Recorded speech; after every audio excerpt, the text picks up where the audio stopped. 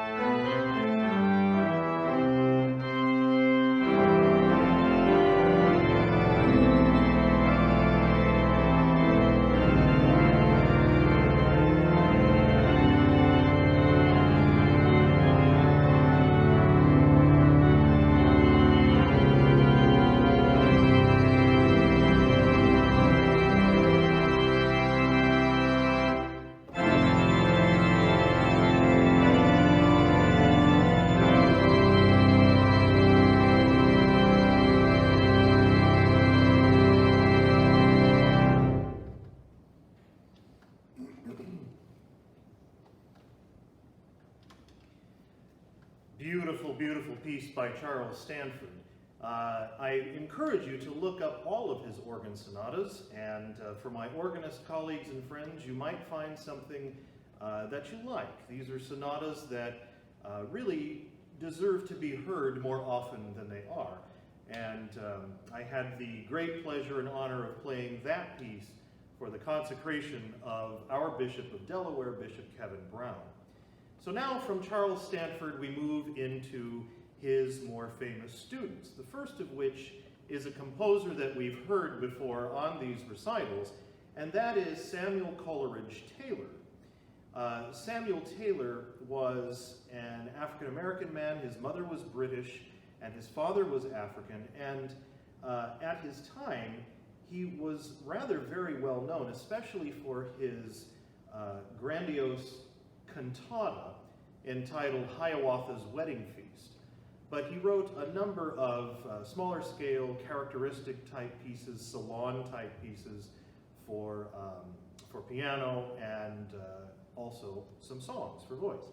This we are going to hear is a transcription of a piano work by Coleridge-Taylor, and it is from the collection of pieces that he titled Forest Scenes. And there are 5 works in this collection that tell a little story, and you can tell what that story is by just the titles of the pieces of music. The first one is called The Lone Forest Maiden, which we will hear today. The second is called The Phantom Lover Arrives. Then The Phantom Tells His Tale of Longing. The fourth movement is entitled Erstwhile They Ride, the Forest Maiden Acknowledges Her Love. And then the whole thing ends with a happy ending, movement 5, Now proudly they journey together towards the great city. But we are going to hear the first movement today, entitled The Lone Forest Maiden, and this is from Samuel Coleridge-Taylor's Forest Scenes.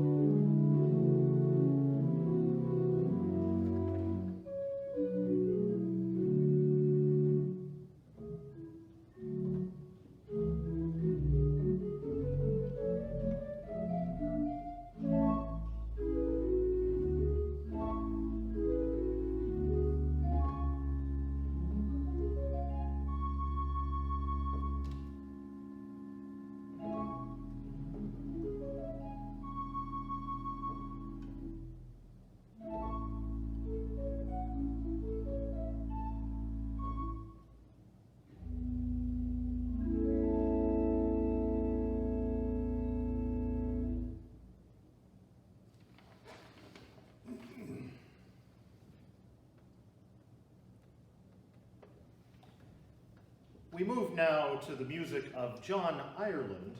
John Ireland was born in 1872 and died in 1962. I beg your pardon, he was born in 1879 and died in 1962, and is most famous for a piece of music of his called The Holy Boy, which is a nativity carol sung around Christmas time, as well as the great hymn, My Song is Love Unknown. And he was described as a self-critical, introspective man, haunted by memories of a sad childhood. Very unfortunate, but you wouldn't know it by listening to this next piece, which comes from John Ireland's Miniature Suite, a piece of music that is made up of 3 movements, which Ireland wrote right after being appointed to a church job in Chelsea in England, and said that these 3 pieces were written for his own use, which leads us to believe that they were written for his work in the church. So we hear now the second movement, which is entitled Villanella. A villanella is originally an Italian part song from the 16th century with a rather fast and furious, vigorous style and a vigorous rhythm. It's a fun little piece, and I do hope you enjoy this Villanella from the Miniature Suite for Organ by John Ireland.